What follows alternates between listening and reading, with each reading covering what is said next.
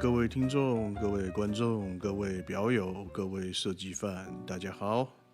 我是烂手人设计师鸡米。今天这支片呢，想跟大家讲一个有点残忍的话。大多数我们以为会一直走下去的关系，其实撑不了几年。但是你手上的那只表，搞不好可以存活到你孙子那一辈。吉米，你干嘛一开始讲话就这么的重？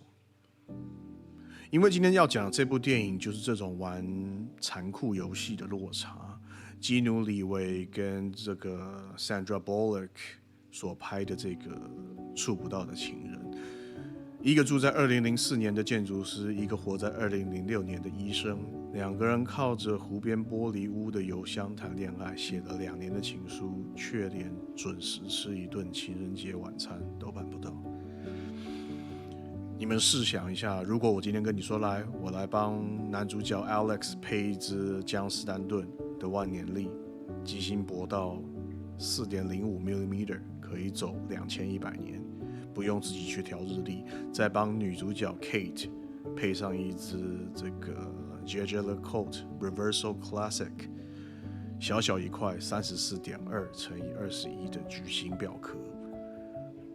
两面的盘面，手上带一座 Art Deco 的小建筑。结果呢？这两个人，一个人差点死在卡车下面，一个人在广场上抱着快要死的人哭。2年后才发现，那个人其实就是自己真正深爱的那个人。你说这个时候手上的万年历跟双面表是浪漫，还是觉得很靠北？我知道很多人看吉米的频道是想要听这只表到底值不值得买啊，哪只表比较保值啊，哪只表啊应该怎么样，应该就是这品牌历史多屌啊，带出去大家多吸睛啊，女孩子看了都会湿啊，不是，女孩子看了都会很兴奋啊。No， 没有，我们没有要做这个角度。如果手表真的可以陪你走50年、100年，那你现在这段感情、工作或是城市，反过来讲，是时间在记录你，还是你被时间慢慢的洗掉？今天的菜单大概是这样子，我先用吉米的方式快速带你们去了解这个玻璃屋，来看一看这个时空错位的恋爱到底怎么发生，怎么错过。我们再用建筑跟设计的角度拆解湖边的建筑语言，顺便带你看一看这2只表怎么变成戴在手上的小建筑。OK， 那中间呢，我也会很坏心的用钟表的那个玩家的视角来跟你说，老实讲啊，以他们的人生状态，根本就不需要这种这么放屁、这么贵的表。最后，我会再跟你讲一个很现实的问题，就是如果你们现在30几岁，你们敢不敢买一只打算戴到70、80岁，甚至是你死了还会被人戴下去的手表？如果听到这边，这种有点痛，但是好像值得听一下，那拜托按一个 like， 订阅一下，顺便把小铃铛打开，然后把 podcast 的这个订阅定下去，因为你们还愿意陪我在这个频道里面继续聊表，我就会继续当那个一直戳破你盲点、念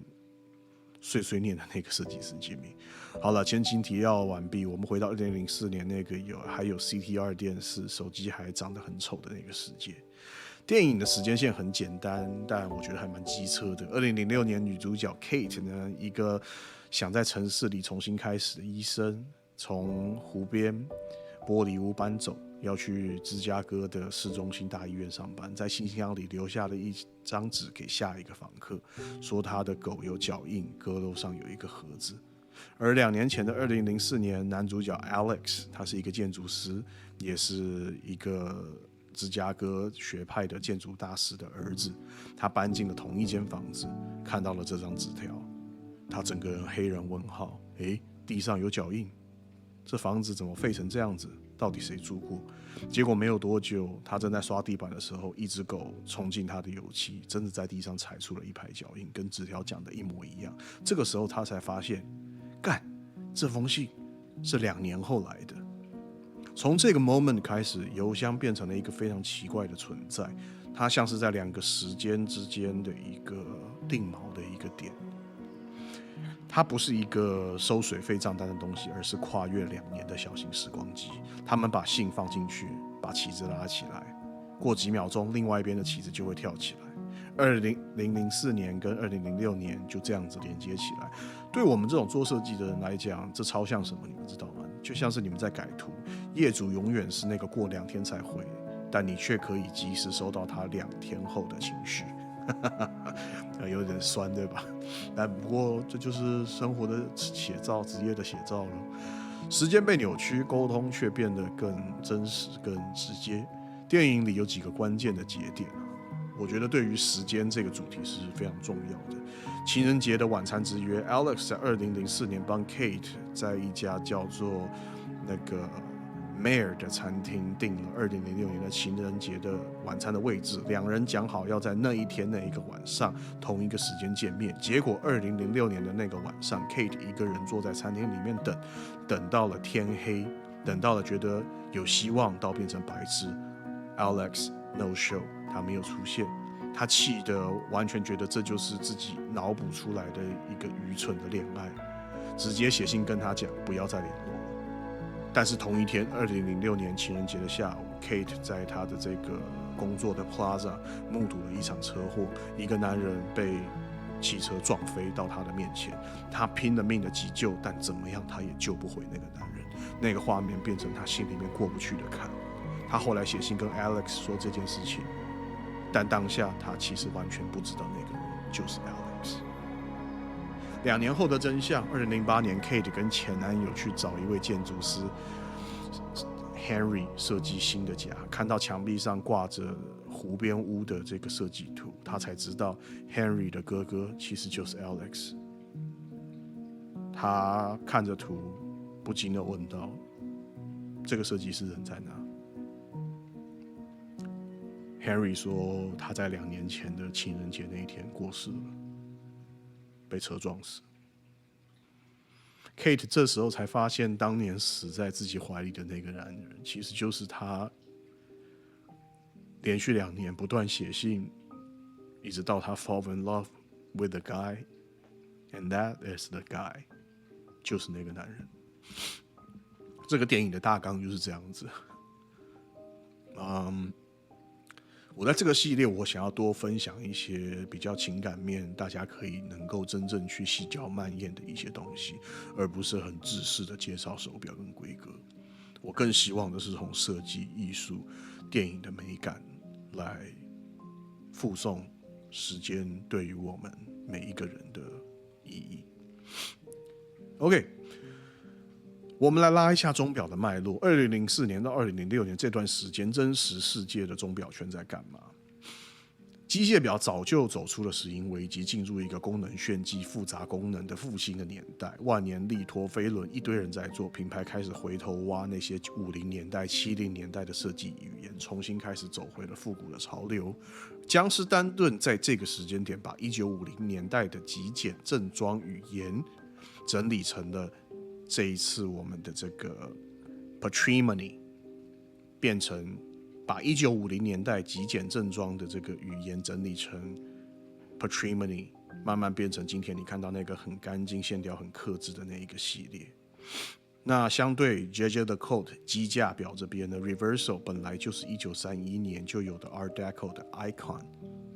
到2000年已经是必收经典款。各种的双面版本、女表版本越做越多，所以你看，在电影里面2个人的时间点是迷路，在现实里是一群品牌里时间里翻箱倒柜，拼命想把历史拿回来，重新赋予生命。这就是我觉得可以拉起来一起讲的。我们嘴巴说的想往前走，但我们花大钱买东西，却越来越复古。对 Alex 这个建筑师而言，活在一个郊区建案里面无聊的住宅，其实长得都一样的那个时代，这是 Alex 的背景。Kate 是医生，一个活在医院，永远人手不足，永远都在赶时间的那个大城市。这种环境底下，他们依然对彼此写着情书，用笔在纸上写字。这本身就很机械表的思维，很慢，很没有效率，但是却符合人性。时间的背景铺述完，我们来讲造型。湖边的这个玻璃屋，你们在电影里面可以看到的是一栋建筑师对于自己自恋的一个呈现。老实说，从建筑角度来看，那栋湖边的玻璃屋其实非常的不实际。它的四面都是玻璃，悬在水面上的平台，楼梯又细又长又怪，采光过头。我在感觉冬天不是暖气费用贵到靠北，就是冷到靠北。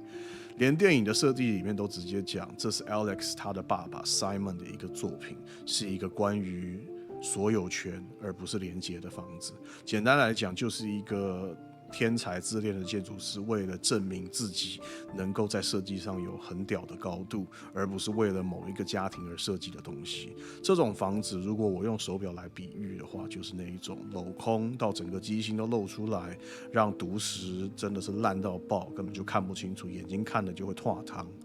但是放在 IG 放在照片上却很好看的那种表。简单讲，这个表是给别人看的，不是戴在自己手上的，跟你的生活一点关系也没有。OK， 那 Patrimony 呢？这一则复杂计时的这个江诗丹顿，反过来看啊，其实这个万年历它是这个41mm的这个 Paint Gold 的这个粉红金，就是玫瑰金的这个表壳，那厚度大约在8.9mm， 非常非常的薄。那面盘是白色的，有银色的这个圆拱点，那上面小小的珍珠状的分钟刻度，细长的棒状指针跟这个时标，功能其实非常多，从日期、星期、月份、闰年、月相，全部都塞在小小的一只表里面，排得非常有秩序，完全没有那一种我很忙的感觉。那这种设计语言对于Alex 这个样的建筑师来说是非常合理的。他一方面受不了老爸那一种为了造型而牺牲机能的那种建筑，一方面又离不开那种追求比例细节的职业病，所以我才会说，如果要帮他配表 ，Patrimony 的万年历非常像他人生的一个补考，把建筑师的虚荣心收起来，把复杂的功能藏在极简的外观里面，而JLC 的 Reverso 是一座戴在手上的 Art Deco 的小建筑。我们来看看女主角 Kate， 这只表34.2乘以21，不锈钢长方形的表壳，两侧有招牌的3道横向的沟槽，那个就是 Reverso 的立体的装饰。那当然了，它也是方便你可以去做翻表的这个动作。那正面是比较日常的银色浅色系，搭配阿拉伯数字蓝钢指针，反面则是深色加上钻，整个的气氛就像是晚宴一般的模式。所以你把它想象成一栋 Art Deco 的公寓，白天的立面看是一种感觉，晚上换了灯光又是另外一种气氛，这就跟 Kate 很反差的人生很像。白天在医院里是一个忙碌的专业医生，面对病人，面对情绪；晚上回到了湖边小屋，面对的是写信的那个柔软跟不确定的自己。而且 Reverso 本身就是1931年诞生，活到现在还在爆红的一个设计，已经撑了快要100年，在6年就100年了。所以你说经得起时间考验这句话放在他们的身上一点都不过分。建筑与手表，究竟谁比较像家？如果湖边的玻璃屋是 Simon 建筑师 Alex 爸爸自恋的一个雕塑，那这个 Patrimony 跟 Reverso 这2只表就比较接近可以携带的家。Patrimony 的图的原型其实就很像一个完美到有点保守的平面图，一切都在可控范围内去极大化它的功能。Reverso 的长方形就像是一个被拉长的立面，你可以在比例里面找到很多玩味的建筑细节，而当它翻了一面，又变成了另外一个表情。我觉得对于 Alex 跟 Kate 来讲，真正的转折点是他们不再只是住在湖边小屋里面这栋建筑，而是开始学会把自己的时间、情绪放进一个比较小的容器里面。那可能只是一只表，可能只是一封信，可能是一个约定。所以我要帮这2个人各配一只表，我不会选情侣款，而是一个极简但是复杂，一个双面但是却有2种个性。因为他们本来就不是活在同一个时间线上的人，他们勉强配成一样的样子，只是在骗自己而已。那再来，我们聊一点比较硬派一点的东西这个 Patrimony 的万年历1120 QP 的这个机芯，把时间的麻烦一次接下来，厚度只有 4.05 mm， 非常非常的薄的复杂机芯，装进的整只表还能够维持在 8.9 mm， 这对于万年历来讲也是江诗丹顿的这个强项，可以说是薄的非常夸张。日期、星期、月历，然后这个4年的闰年显示、月相，全部都靠齿轮、杠杆、凸轮去记住每一天的天数，连续200、1000年你都不用去调它的时间。换句话说，他帮你把月份的大小不一、闰年很烦这些人类自己搞出来的烦恼一次全部解决掉。你只要给他动力，他就会默默成为你最得力的助手。这跟 Alex 的职业非常像。我们常常讲建筑师就是把法规、预算、结构、美感、设计、机械、电管、水电、水管全部配到同一个设计里面的，而藏在里面的是一堆你没有看到的限制。因为我们看建筑常常都是看到那个表象，我感受这个建筑怎么样，但实际上当然不是这样子。而机芯1120 QP 就是这一种，你看的面盘很优雅，可是里面却塞进了满满的妥协跟算计的东西。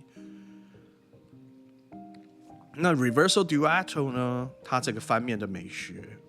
它有2个构造。翻转的表壳有滑轨铰链的结构，你可以把表壳推到侧边，翻转整块180度再卡回去。这个是 Reverso 非常经典的一个操作跟设计。那这个动作看起来非常的滑顺，其实里面有精密的轨道跟卡榫，它的耐用度可以撑几10年。单一机芯驱动双面的显示，多数的 Duetto 是同一颗的 Caliber 844的机芯，那2面显示的时间只是风格上面，在这个美感的配置上面会有点不一样。那这代表工程师要在有限的这个厚度里面去处理2个盘面、2组指针、2套的设计语言，可能一套是很文的，一套是很浪漫的。我很喜欢用建筑去比喻时间跟手表这件事情。Reverso 的翻面就很像你在设计房子的前立面跟内在，就像是室内跟户外的那个呼应。前面是你给世界的样子，后面是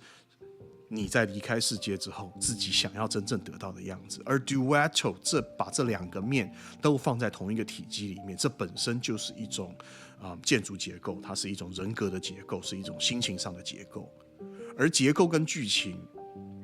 它所不合理的地方在哪里？我觉得很有趣的就是，如果你拿这2个机械结构跟电影的时间旅行设定来做比较，机芯的逻辑非常严谨，每一颗齿轮、每一个跳转都有很明确的数学基础。那电影的时间线超不合理，照理来说一堆地方出现了悖论，但是我们还是看得很感动，红了眼眶。这就是我觉得最妙的地方。电影没有要跟你讲现实，电影在跟你讲的是故事。工程师费尽心力做出一个合乎逻辑的时间机器，只是为了不让你用自己记得几月几号，一个月有几天，闰年是怎么样。那写作的这个写剧本的作家写了一个逻辑，一堆时空、爱情、脑洞的故事，却反而让我们深刻的记了一辈子。所以真正玩家我觉得可以看这2只表，他会在乎的事情是这一种超薄的万年历在装配的维修上有多困难，零件有多难找，有多么的复杂。 Reverso 的翻面在结构在340年代后到现在，如果你有了那一只古董表，它到底会不会松脱？ Caliber 844这种手上链的小机芯，它的稳定度到底好不好？但我觉得对于一般观众来讲，你只要记得一件事情就好，这2只表的存在只是在提醒你，时间本身不会帮你处理任何的情绪跟问题，它只会帮你照顾照表操课的精神。好，那来到最俗气的一个这个现实钱。Alex 一个住在郊区帮人家设计住宅，跟老爸关系又非常的不好，因为爸爸过于的伟大，凸显了他似乎好像没有办法承接他的衣钵。看起来也不是那一种豪门二代的建筑师来讲，要带得起 Patrimony 这种万年历，其实当然非常不合理。但是我们今天的是一种概念的配对，所以我选了它，让他中了这个乐透。Patrimony 万年历大概多少钱呢？以牧场目前的资讯来讲 ，Patrimony Perpetual Calendar Ultra Thin REF 431750002B519，它的新品定价大概在$78,000左右。根据2019年的报道，它的部分零收入的这个标价甚至来到$9万。那你们换算一下，大概就在250万台币左右，也就是55万人民币左右。那二级市场上价格当然会比较低，有些在4万到6万美金，因为它可能没有去保养，没有去维修，那也要看它的整个品相状况去决定。那 Reverso Classic Small Duetto 大概要多少钱呢？ Jaeger-LeCoultre 在台湾区这一支的定价来说的话，我们先讲一下它的型号是 Q2668432，这支表为例，它的价格大概是$12,500美金，大概是台币39万新台币，那大概是89000的这个人民币，就接近9万块了。那残酷一点的讲，他们不该戴这种表。如果我们是用玩家看人的方式来看 ，Alex 这种情绪不稳定，然后职业生涯一直在跟老爸对抗的这种心态上的建筑师，其实还不适合扛一支200多万的万年历。那 Kate 一个整天在医院超时加班，情绪上还要被车祸绑住的人，其实也不一定能够有空去享受 Reverso 所带来的翻面仪式感。换句话说，以他们的实际人生条件，我会劝他们都不要买。不过这只是我们在设定一个讨论的一个基调啦。但是为什么我还是帮他们配这2只？因为这2只表代表的事情就是不是要去讨论你买得起或买不起，而是你敢不敢面对自己的时间，做一个长期的承诺，给自己一个 promise。Patrimony 万年历，你在买的是一个愿意陪你走到2100年后的机械承诺。Reverso Duetto 呢，你是在承认自己有2个面向，而这2个面向会一直共存下去。你如果现在还在听我们的这个 podcast， 还在看影片，手上可能戴的是几万块的机械表，我也会很直接的讲，不用急着去奢望或者是去冲这种价位的手表，问清楚你自己，你到底需要的是一只能够炫几年的手表，还是一只真的愿意跟他生活20年、30年、50年、70年的手表？很多人都说要买一只一辈子的表，结果5年就拿去卖掉，换另外一只表。问题从来就不是这一只表撑不撑得住，而是你的心能不能够 hold 在那个地方。讲完价格，我们来讨论一个真正残酷的问题：什么样的人、什么样的资格才能够在心理上，不是在经济上去戴这样子的表？ Patrimony 万年历给的就是愿意去真正面对时间真相的人。Patrimony 万年历，它里面充满了复杂，充满了所有的精密计算。你的职业生涯已经稳定，知道自己接下来10年要干什么的人，你不一定是老板，你不一定是一个超级有钱人，但是你知道自己不会在明年突然又想要转行，再过2年又突然想出国读书，你不会是一个随着风而摇摆不定的一只草，而是因为万年历是一个长期计划的象征，你可以接受一只表它的时间会活得比你久这件事情。很多人嘴上说要买传家表，但其实心里面受不了自己在那个东西在自己死后还要继续陪伴着其他人，那是人真正的私心的一面。而真正的传家表的心态是，我知道这只表是生命里面的其中一段，但即便是如此也没有关系。对于细节偏执但是外表很克制的人，万年历的爽点全部藏在结构和面盘的小细节里面，而不是给那种需要别人一眼看出来这只表是高级表很贵的人。所以如果我们把 Alex 当成例子，他在电影里面其实跟父亲的影子不断在对抗跟打架，他整个人都没有办法 settle down， 他没有办法定下来。所以在一个很残酷的角度，我反而会说，真正适合这一只表的是电影结尾那个活下来认清自己要什么，真正找到了自己人生方向的 Alex， 不是那个前面在迷失、在对抗、在寻找自己的他。Reverso Duetto 给了是自己接受自己有2个面向的人。我觉得他很适合白天黑夜完全是2种人格的人。在白天，你可能是律师、医师、老师、设计师，需要专业，需要冷静，需要沉着的去负责面对每一件事情。但晚上，你可能是个创作者，你可能是一个歌手，你可能是一个玩着老吉他的、喝着咖啡、喝着威士忌的一个很沉静的艺术家。Duetto 的反面就是这个动作，把你的生活具体的仪式化。知道自己有矛盾，却愿意跟他共处。很多人以为成长就是把自己修成一个很一致的样子，但是 Reverso 就在告诉你，你的人生可以有2个面向，只要你愿意承担，这2个面向都是你。老实讲，讲到这边，你可能会想说，好啦，吉米，你讲了一堆万年历 Reverso， 对啊，这些表都很帅，我一个都买不起。哎呀，说实话，干你屁事！因为大多数人这辈子都不会碰到这个价位的表了，真的。你现在手上戴的表，是不是你长期愿意看着的东西？是，那就好了。如果你每次看到它就在想的就是说啊，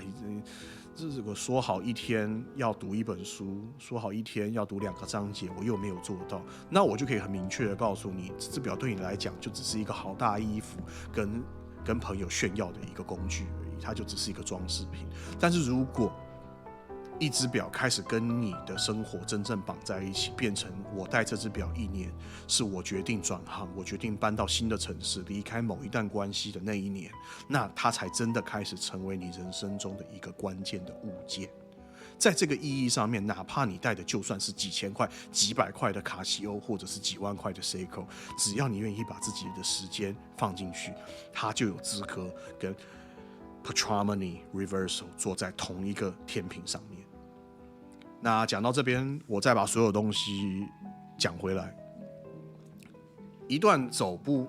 完2年的爱情，配上一只可以走上2100年的手表，真正残酷的地方不是在于谁比较长寿，而是在于时间从来就不会为任何一个人停下来。电影《触不到的恋人》里面 ，Alex 跟 Kate 靠着一个邮箱，把2年的差距变成了一段很长的书信恋爱。只要一台卡车、一场误会，整个时间线就有可能会歪掉。Patrimony 的万年历跟 Reverso Duetto 所做到的事情，其实非常的无情。他们只要有动力就会继续往前走，他们不在乎你有没有去赴约，也不在乎你有没有接起那一通电话，有没有跟某个人好好的道歉。所以回到自己身上，我会问一个很直接的问题：你到底是想买一只帮你记录人生的手表，还是用一只看起来永恒的手表来逃避你其实不太敢规划未来这件事情？所以如果听到这边你有点不舒服，那我告诉你，这是正确的，因为这支影片如果只是要让你觉得哇好舒服，听了好浪漫，我好想买表 ，OK， 那我就只是网络上面另外一个叫你去花钱的人而已。我比较希望的是，下一次当你滑到某一个高级手表的广告，上面写着什么永恒一生一次传家，你会很冷静的问你自己，我买这个表真的是希望它陪我很久吗？还是我只是在现在这个有点空洞的人生阶段，想要找一个看起来很有重量的东西挂在身上？如果哪一天你真的决定要买一只能陪你20年、30年，不管是江诗丹顿、积家，还是几万块的卡西欧或者是天梭，就请你好好的呵护它、佩戴它，让它成为你人生中时间的标配，就像电影里面湖边的玻璃屋。不管他在建筑评论里是被骂还是被赞誉，对于 Alex 跟 Kate 来讲，那就是他们爱情的坐标。最后，照惯例跟大家分享，不论手表贵与便宜，他们都留不住时间。每一个当下，你我都在创造属于你我的历史。吉米希望大家玩表玩得开心，戴手表可以让我们更珍惜身边的人事物，以及对于时间，我们永远保持着正面的态度去活好每一分每一秒。希望今天的电影跟手表的分享，可以让大家有一个放松、轻松、更认识自己的一个过程。我是烂手人设计师吉米，我们下一个 podcast 影片再见。对，不要忘记那个订阅、按赞、分享。然后，如果你们是 podcast 的观众，记得给我5个爱心。OK， See you guys.